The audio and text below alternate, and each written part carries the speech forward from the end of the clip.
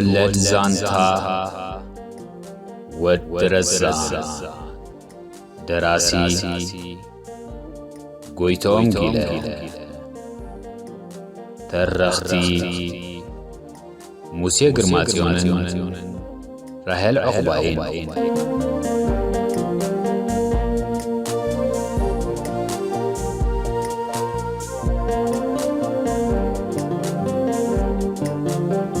نعبلن وشتأتو إلا ناب كفلا مريحتهم أتوتسرها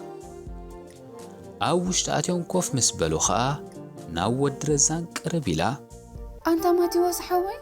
أنت لا بدي لك البيك اللي خاني بلدتو عملاليخو سوانا قدحت هو إيتا غيره بلا ود درزان سنبدلو تفي كان دي خبك أهل ملكا حقه مش سمرت قليت عملن كنيو حراي دحان أمو لما مشيت نايو دا مسرح ناس أسلو زخون كوبا بجا خامسة خامسة فقدلي أنا بلد صيرها خي تفلتا ملاليخو كس عماليو زفسس قدحاتلو با لومدا قصرا لن اندي تصرح حفتي وينو نو بجا خاماتي وسحوي إذا زلاتن نايو دا متعرفت هتقملا إلا مسكنكين مسبلت ودرزان تكوريلو تأمتامو بخلنتنا عدن كساتو كاف ساعت كن ديخم مناسة دما بلا عينانا تأمتا كاف ساعت كلتا تدالي خاقن أغدي مخوت عمنا حتى خيلي نو أي تحتاتيا كان مساعة شدشي تعمنني ساعة شدشي مسكونا قن أبزاف دقن دامن يتشبيت سنحنا غمتساكي مس بلا حراي ماتي وسحوي وي أنا بلت نخرارا كي قدحاتلو كي تفلتا برا دحيزا نوش مسكدت هو هذا نعبا قدحلنا هذا مالي قيبان برسعات النخيدة مس بلا كرارا عويلو صرها سنبدا بغصبت تملست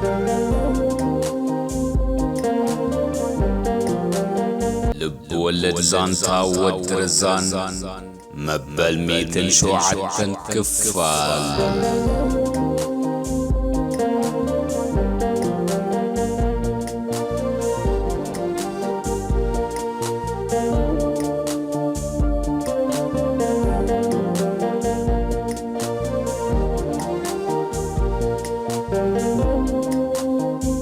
أوي نقحوي قريتا إلا بحفرة بصفرة خط أتو دليت صرها أداوا قد يبلاس لزنبرا خا نعوون كم ناي ودرزان سوا خيتقعول فريهو أقارو أقحتنا كرارا أتا ودرزان حركي انتاي دي خيل كادا كساع خمزيلا لبا تتفو خوينا زاغولا حاتت كرارا مبع مرة دنجساتني أخي مسكنيتي على سينا يمشت قصيري هاللغو نابي كم زوزا خمان يفلتكن يا أخ بلا ودرزان رأسنا نغنغ بكا نفس قريت تحدث وسيسكا بيلا غيركا تبابيسكا انت دا خيفكا على ما خمس رايات يا تحسبو بفقر خات عزبلت حرمة انت يدي خبا تتصبى ودرزان عركي حاتتو كرارا بأتا قرارا قرفنندو كتقاقين نحيو خيتبت بلا ودرزان شعو قاصو اسراب بيلو جنا ملاليخم ربع خيقدلو لو خلو خا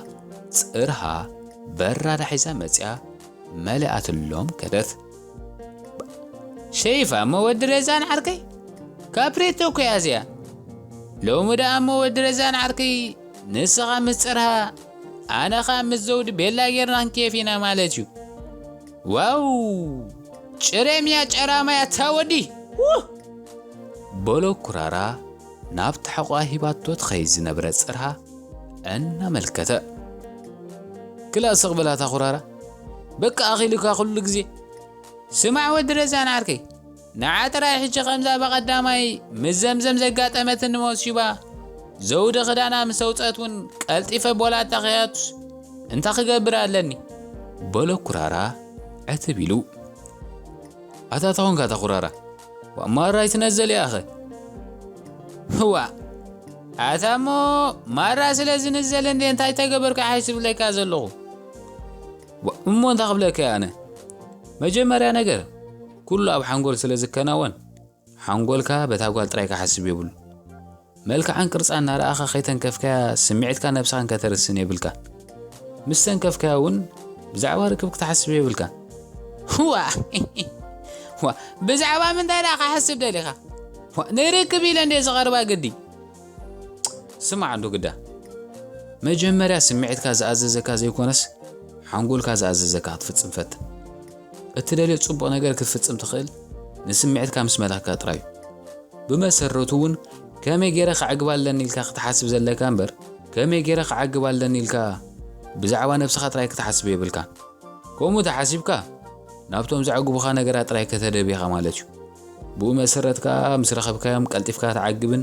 ክትውድእን ክትግደድ ኢኻ እንተወዲእኻ ኸ መቐረት ፍቕርን ሓጎስን ሓፅረካ በሎ ወዲ ረዛን ዕትብ ኢሉ እዋይ ኣታ ወዲ ረዛን ዓርገይ ከምዚ ክገብር ክኽእል ተኾይነ ዳ እሞ ወርሒ ሙሉእ ምስ ሓንቲ ሕሩማ ክዕፆ ኣለኒ ነዚ 24 ሰዓታት ምስ ሕሩማ ለዊመ ምስ ሸባዕኹ ጥራይ ከተግብሮ ዝኽእል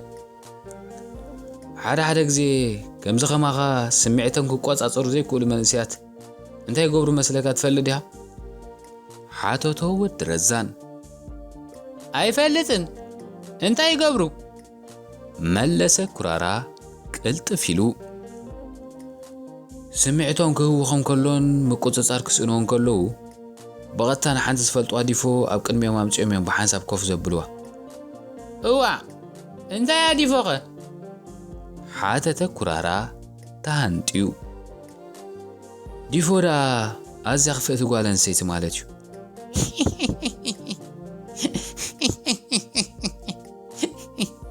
باي أيوة ودي رزان عركي إزي أبابي اللي حسب بل أبتو قوري بيتنا اللي حانتخم قال عينة تقول نابولاتا تقريبا نعاق ذكر كفتني بولو كرارا الناس حقا بقى مخو مقبر هو حجي دا فوسي رخيب قاين دخا ودي رزان عركي كسن بولو كرارا ملاليخو الناس انقغا أمو قوزر أخص عزاكل دا ناب سينما أودين دونوتو ولا اسم اسمه ما برغت مريسانا ناشرمنا نعلل حاتة كرارا نعنا يا أخي حدا غلطة ساعات فيلم هندر إنا نمسا هو بغلطة ساعات ودا فيلم هندر جولي دحان ولا 3 ساعات أخون غير تراي بلو ود رزان ملاليخو إنا العلب إتا أم معدو خينا ود رزان سوء كم زودو زستو على تصرها برا دحيزا بقويا مسياكد قد حلو دليتمو بقى صراحفتي انكي دينا بلا ملاليخون قلقل أفا دفيو اوا كان عندي زولو زيت سيتيو بلد صرها ود رزان كفل ليا سلا زي دليت نو دحان انكي دينا كم تزبالكو خي قطراتات اللوني إلوا بدد بلا ود رزان حراكي دحان ماتيوس حوي بل دحري الراخبنا بمبال حقب بلتو جاو ترها نفسي بلا كراراون أمون كبات أبابيلو جاو نقا حوي إلا ترها أنقولك سعزت أويو دو إلا أم عدوتهم أولي نايمن فيلم يازل مخرارة حتى تود رزان هو مش ناينو بحدا خوينا كوادرورينا أوه قرس عيو نايمن يازل سامرا زل استا فيلم نايدار مندران جتن دران يازل أها وحقها بلا ود رزان تزل زبالتو رسي خيرها هالك كمان زينة أمانن هما مالينن سلازلوا كدق ما ينبر قدم حجر يا نيري مشيلوكا بعد زينة أمانو كين زلوا أبو نخيدا نرزانا في عكاية سلازلخس نزينة أمان نارا خنا فوقتك توتس بلو كرارا زينة أمان توا سادة بسامرات ሓተተ ወዲ ረዛን ኦ ንሳን ሂማማሊንን እየን ዘለዋ እምባ ረዛነይ ዘላቶ ፊልም ዳ ንኸይድ በል በሎ ወዲ ረዛን እውን ፍሽኽ ኢሉ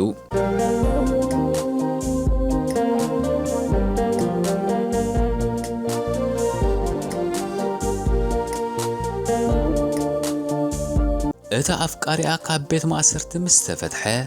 ብቴሌፎን ድምፁ ሰሚዓ ካብ መጠን ንላዕሊ ዝተሓጎሰት ረዘነት ቀላቲ ነቲ ብሰሪ ዘይቅሳነት መርዳእቢዋ ዝነበረ ቋንቋታት ፈረንሳን ጀርመንን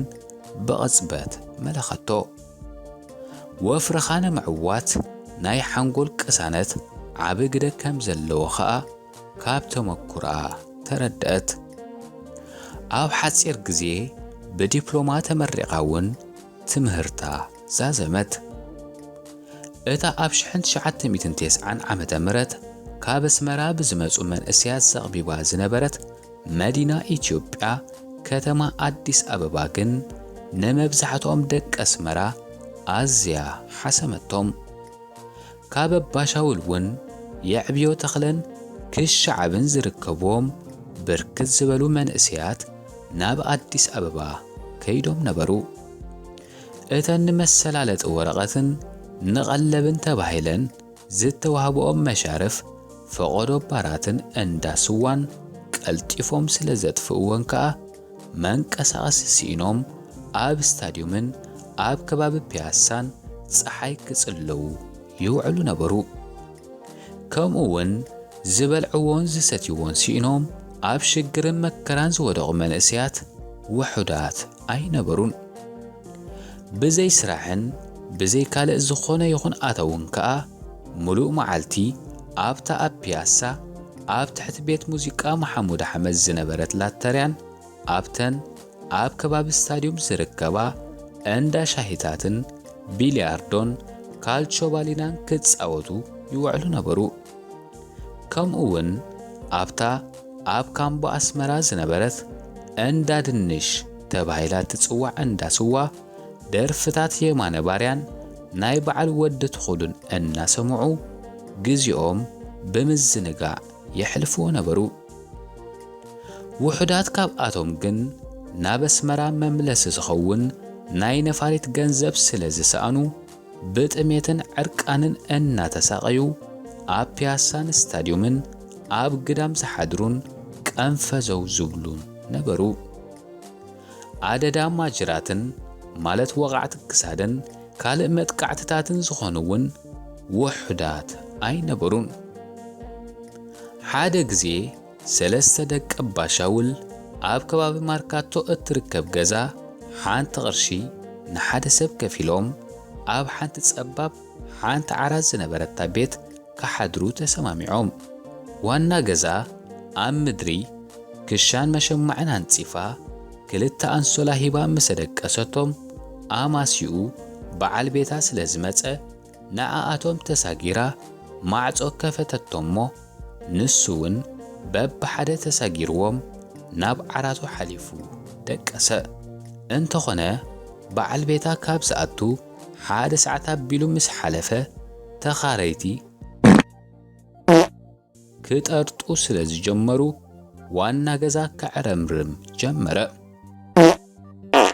እቲ ድምፂ ጸጸኒሑ እናተዳሃየ ምስ ረበሸ ኸኣ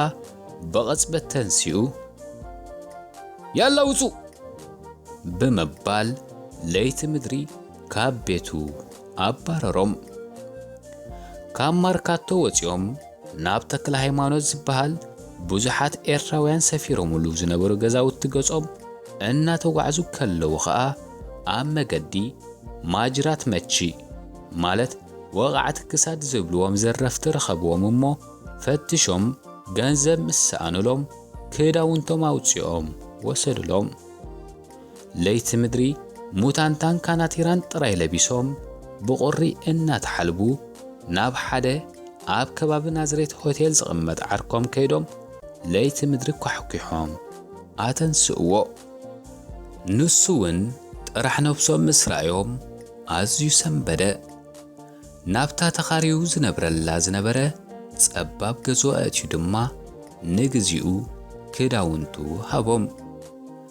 እዝን ካልእን ሽግራትን እናሕለፉ ከለዉ ኸዓ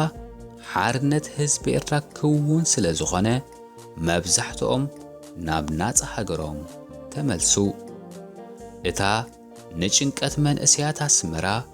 ኣብ አዲስ አበባ ዝረአየት ረዘረት ቃላት እውን ዋይ ማቲስ እንኳዕ ባና ብዚ መጠን ንሲኣቶም ኣብዚ ቀንፈዘው ክብል ክጭነቕሞ ዓለ ነይሩ ማለት እዩ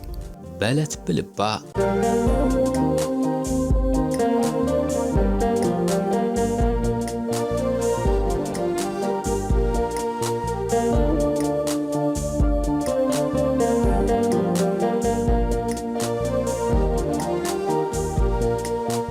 ኩራራን ወድረዛንን እናዕለሉ ኣብ ከባቢ እንዳሉፓኖ ምስ በጽሑ በሃንደበት ማቲዎስ ነጋ ኣታ ነጋ ዝብል ጻውዕ ሰሚዖም ንድሕሪት ቆሊሕን ተበሉስ ፌሩዝ ናብ ኣቶም ገጻ ክትጎይ ኣማዕድዮም ረኣይዋ እውይ ወድረዛን ዓርከይ ፌሩዝ መጽያ ሕጂ ዳይ ተኸልየካንያ በሎ ኩራራ እናስሐቐ ባ ኣታ ቤጸኒ ሓበጀኻ ባ እንድዒ ኣይትሰምዑ እንዲኹም እዚ ኩሉ እናጠዋዕኩኹምሲ ፈጺምኩም ዘይትሰምዑ ጸሚምኩም ዲኹም በለቶም እታ እንቃዓ ተስተንፍስ ነበረት ፌሩዝ ቅድሚ ሰላም መባላ ኣይሰማዕናክን በየንዳ ጸኒሕኺ ፌሩዝ በላ ኩራራ ፍሽኽ ኢሉ ኣብዚ ከተማ ጸኒሐ ናበይ ደኣልኩም ናብ ሲነማ ቆጸራ ኣለና ዝብል ክልቲኦም ክልተ ዝተፈላለየ መልሲ ምስ ሃብዋ ናብ ሲነማ ዝበለ ኩራራ ገጻ ብምጥማት ዋው ሲነማ ኣበይ ሲነማ ደኣ ክትኣትዉ ኢኹም በለቶ ኣብ ሲነማ ኦድዮን ምስ በላ ኩራራ ወድረዛን ደኒኑ ርእሱ ነቕነቐ ቤላ እሞ ምሳኻትኩም ከኣትየ ኢላ ምስ ኣቶም ተጓዕዘት ፌሩዝ ሰለስቲኦም ናብ ሲነማ ኦድዮን ኣትዮም ነታ ኣብ 1982 ዓመተ ምህረት ዝተዓየት ኣምጃድ ካን ዝርከቦም 5 ዓበይቲ ኣክተራት ሂንዲ ዝዋስእዋ ሳምራት ዘርእስታ ፊልም ክርእዩ ጀመሩ ነሂ ኢላ ዜኔት ኣማን ነፈለማ ጊዜ በሃንደበት ቅልቅል ምስ በለት ከኣ ልብ ወድረዛን በተጊላ ሰንበደት እቲ ብየማናይ ጎኑ ኮፍ ኢሉ ዝነበረ ኩራራውን ብጎቦ ዓይኑ ጠመቶ እታ ንጸጋሜቲ ኢድ ወድረዛን ሓቂፋ ኮፍ ኢላ ፊልም ትዕዘብ ዝነበረት ፌሩዝ ግን ንኹሉ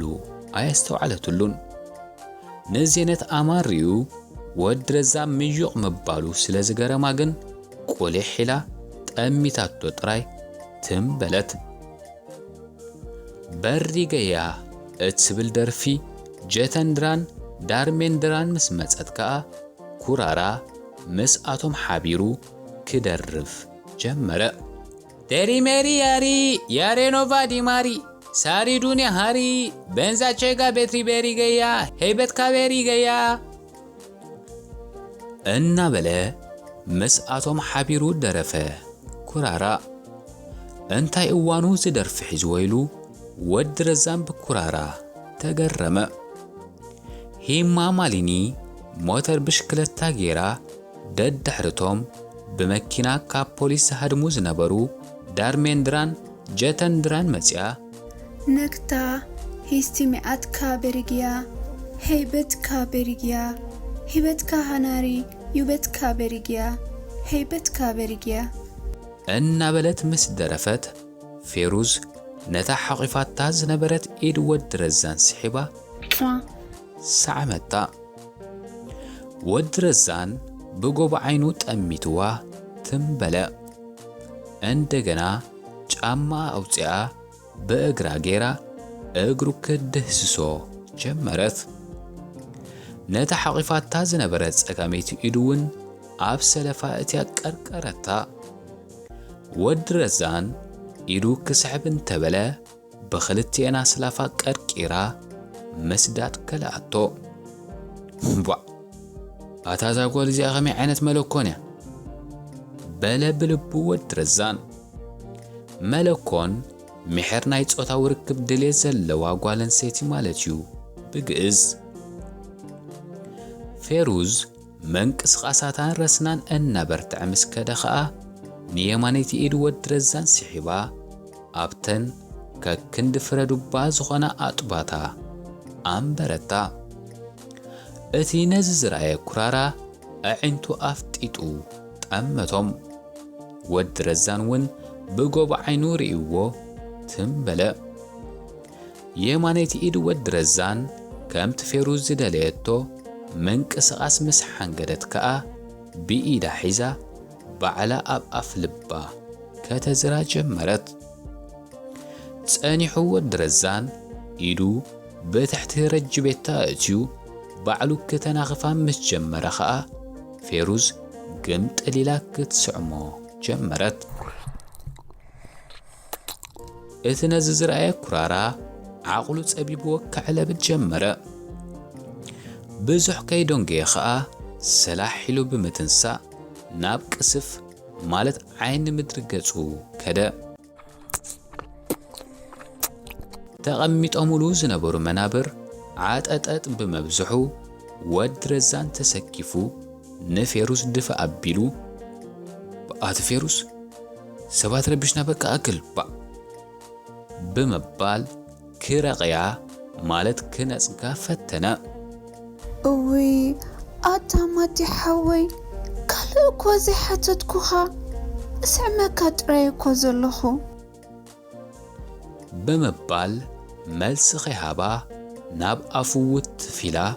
ከናፍሩ ክትነኽሶ ጀመረት። ብኽልቲአን መዓጋጉርቱ ሒዛ ከናፍሩ ክትሙጥሙጥ ድሕሪ ምጽናሕ ከኣ ንመልሓሱ ስሒባ እውን ክትጦባ ጀመረት።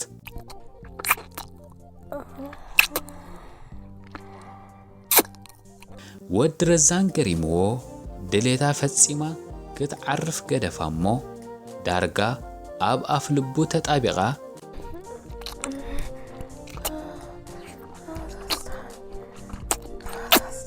ችኮላታ ከም ዝረኸበ ቆልዓ ከናፍሩን መልሓሱን ክሳዕ ዘሕምሞ መጽየቶ። ዶክተር ሚልተን ክሮመር ዝተባህለ ተመራማሪ ሕክምና ሕልሚ ፍቕሪ ደቂ ኣንስትዮ ኣብ ርክብ ከይበጽሓ ኣብ ምስዓዓም እዩ ዝውዳእ ከም ዝበለ ዘኪሩ ኸኣ ነታ ኣብ ኣፍ ልቡ ተላሒጋ ዝነበረት ፌሩዝ ጾታዊ ባህጋብ ብምስዓም ከተርዊ ሙሉእ ዕድል ሃባ።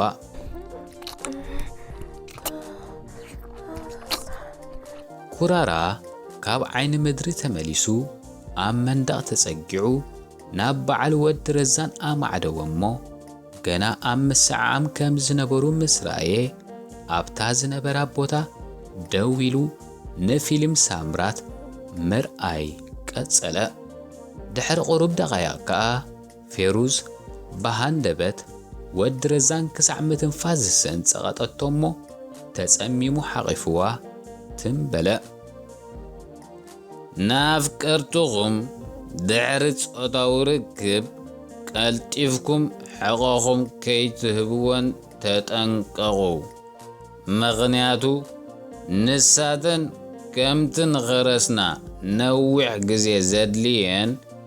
ንኽዝሕላውን ከምኡ ነዊሕ ግዜ እዩ ዘድልየን ክብል ኣብዛ ደቐ እዚኣ ትዝ ስለ ዝበሎ ነታ ዘልሓጢላ ኣብ ሰደራኡ ማለት ኣፍ ልቡ ተጋዲማ እንቃዓ ተስተንፍስ ዝነበረት ፌሩዝ ድሕሪ ርዌታ ሓቒፍዋ ትንበለ ወዲ ረዛን። እቲ ብሓይሊ ዝሃርም ዝነበረ ትርክታ ልባ ድማ ክንፋሕን ክጭበጥን ተሰምዖ። ኣፍ ልቢ ወዲ ረዛን በቲ ኣዝዩ ብዙሕን ነዊሕን ጸጉሪ ርእሲ ፌሩዝ ስለ ዝተሸፈነ ኸኣ ወዲ ረዛን ብማዕዶ ንዝሪኦ ሰብ ብስማዝ ማለት ብሰቲ ዝተኸድነ መሰለ ድሕሪ ውሱን ደቓይቕ ከዓ እታ ኣብ ኣፍ ልቢ ወዲ ረዛን ተጋዲማ ዝነበረት ፌሩዝ ርእሳ ኣቕኒዓ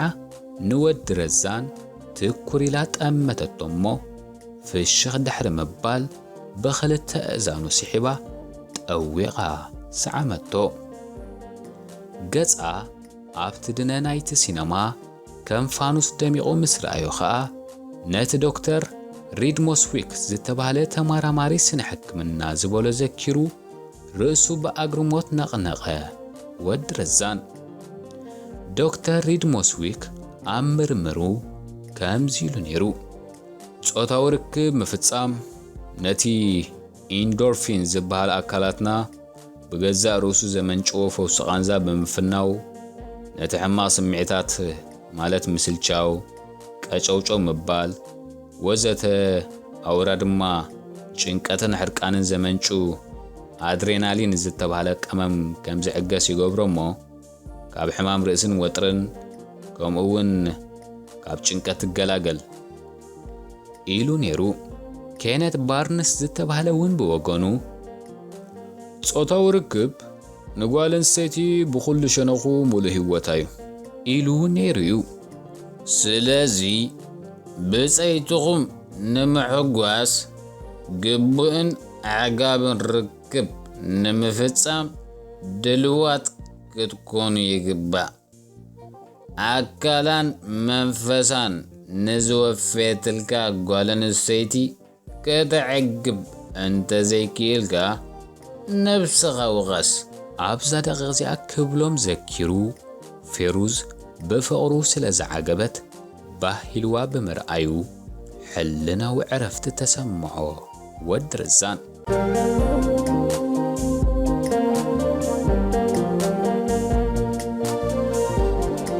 ኢታ ኹራር ዓርከይ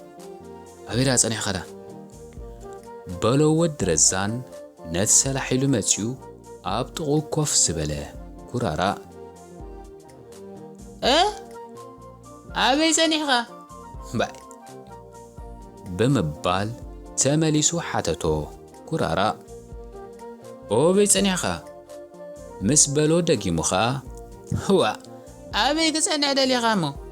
ስምዒትካ ዘይተርውየሉ ናይ ሴክስ ፊልም ከይርኢ ለተኸዊለ ጸኒሐ ብምባል ኣብ እዝኑ ሕሽኽ በሎ እሞ ወዲ ረዛን እውን ፍሽኽ ኢሉ ጠመቶ ፌሩዝ ግን ኣብ ከቢድ ስራሕ ከም ዝወዓለት ሕቑቓ ኣብ ሰድያ ደጊፋ ንድሕሪት ገጻ ኣንጋሕጢጣ ኮፍ ብምባል ነታ ፍርቃ ዘይተኸታተለታ ፊልም ትከታተል ነበረት ሂንዳዊት ፊልም ሳምራት ነታ ዳርሜንድራን ጀተንድራን ዝደርፍዋ በንጋ እትብል ደርፊ ደጊማ እናድረፈት ዘ ኤንድ ዝብል ጽሑፍ ኣርያ ምስ ወደአት ከዓ መብራህቲ ሲነማ ተወሊዑ ዋካ ማለት ብርሃን ኮነ እቲ ብዘይድሌቱ ብፌሩዝ ክሰዓም ፊልም ብግቡእ ዘይረኣያ ወዲ ረዛን ደድሕሪ ኩራራ ተንሲኡ ናብታ ኣራጢጣ ዝነበረት ፌሩዝ ብምጥማት አንዲያ ሞቢል ፌሩዝ ኢሉ ተበገሶ እሞ ፌሩዝ መንበር ተደጊፋ ብምትንሳእ ቀስ ኢላ ካብ ሰፈራ ድሕሪ መውፃእ ንዓቐበት ናይቲ ሲነማ ንምድያብ ግን ከቢድ ረሓን ማለት ጽዕነት ከም ዝተጻዕነት ኣብራኻ ወለሊልን ኣብያ እሞ ደርገፍገፍ በለት ነዚ ዘስተውዓለ ወዲ ረዛን መልስ ኢሉ ብምድጋፍ ሒዝዋ ወፀእ እሞ ፌሩዝ ናብ ገዛና ክንማላክ ዶ ዋላስ ንገዛ ክትከድ ኢኺ ሓተታ ወዲ ረዛን ኣብ ከባቢ ኪዳነ ምህረት ምስ በጽሑ ኑኑ ኣነስ ክኸይድ የማቲ ሓወይ ብምባል ክሳዳ መጢጣ ንወዲ ረዛን ኣብ ከንፈሩ ሰዓመቶ እሞ ቻው ነጋ ብምባል ንኹራራውን የማነይቲ ኢዳ ኣወዛዊዛትሉ ኸደት ኣታ ወዲ ረዛን ዓርከይ ከመይ ዓይነት ደፋርያ በጃኻ ዛጓል ወባሓይላ ሸይፋ ሞ ግን ማራ ኬፍ ኣለዋ እኮ እንታይ መዋጋ ኣለዎ ድረዛን ዓርከይ እዚ ፍራዝ ሓቂፍካ ምሕዳርሲ መንግስተ ሰማያት ነይሩ ንስኻ ግን ክሳዕሎም ትንክፋ የበልካያን ያኽ ኣነ እኮ ናይ ኣምላኽ ነገር ፍጹም እዩ ዝገርመኒ በሎ ኩራራ ናብታ ፈዘውዘው እናበለት ትኸይ ዝነበረት ፌሩዝ እናማዕደወ